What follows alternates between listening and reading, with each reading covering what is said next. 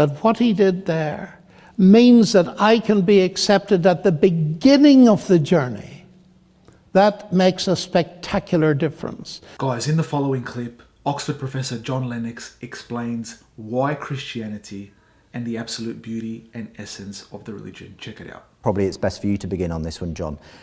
Someone asked, why does John specifically believe in the Christian God? What about other religions?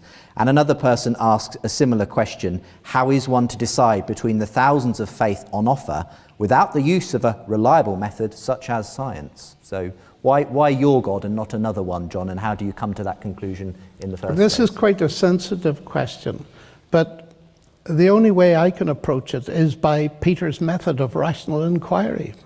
And you see, at one level, let's take the three monotheistic religions. But before I say anything, this is important. You've heard me clearly say that I believe you, whatever you believe, are made in the image of God and therefore of infinite value. Secondly, you've heard me say that I believe that there's a common element in morality. So when you raise with me the questions of other religions, please understand, I'm not criticizing your morality. That is very important. Nor am I criticizing your value. I'm being asked a rational question. On what basis do you choose? So I'll tell you. Here is one level.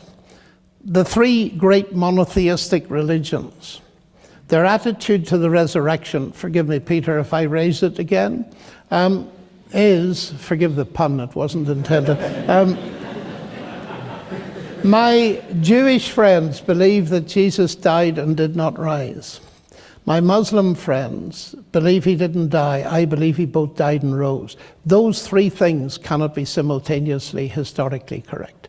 So we have to do investigations in exactly the same way as we investigate any event in history. We can't repeat it to see what happened, but we can make an inference to the best explanation. And all I can say in the short answer is, I've done that investigation many times and come to the conclusion that the Christian explanation is true. But there's a second explanation, and it's this. I often ask myself, traveling around the world as I've done, ask people of different religions what they mean by a religion. And they usually come up with something like Southampton University.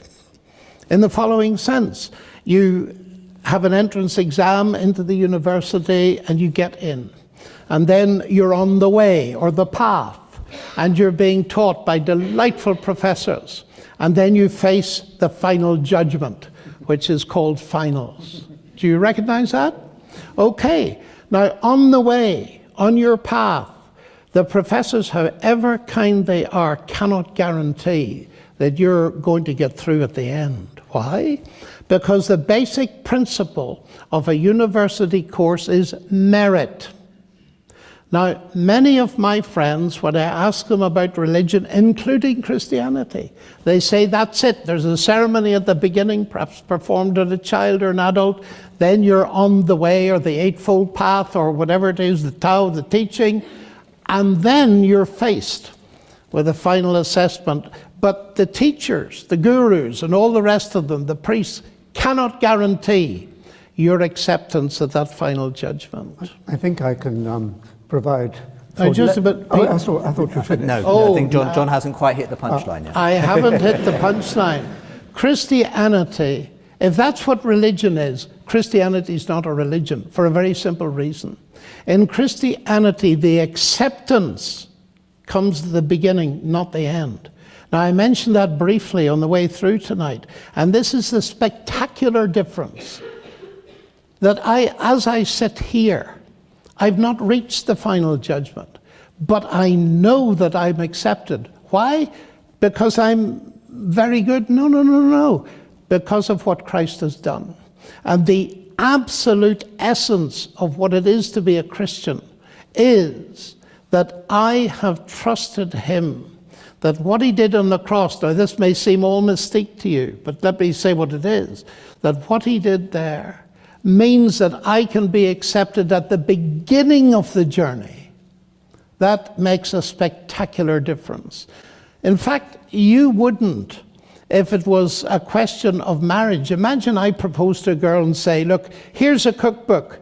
There are rules in it. You keep them pretty well for the next 40 years and then I'll accept you. Well, she'd throw the book in my face.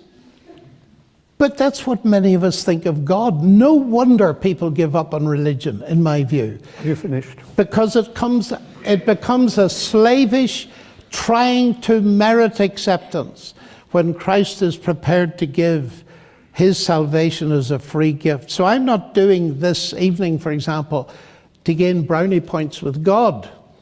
I'm doing it because God has accepted me, and that is the wonder of Christianity to me.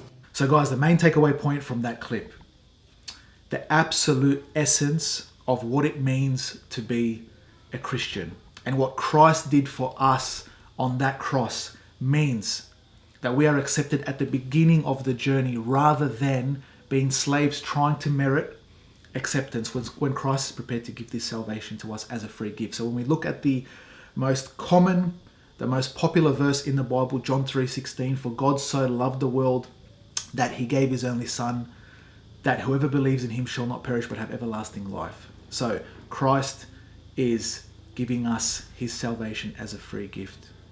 That is the beauty and the essence of the Christian faith. I hope you guys enjoyed today's video. If you did, don't forget to like, comment and subscribe. Hit that notification bell so you get notified every time I drop a new video, and I'll see you guys on the next one. God bless.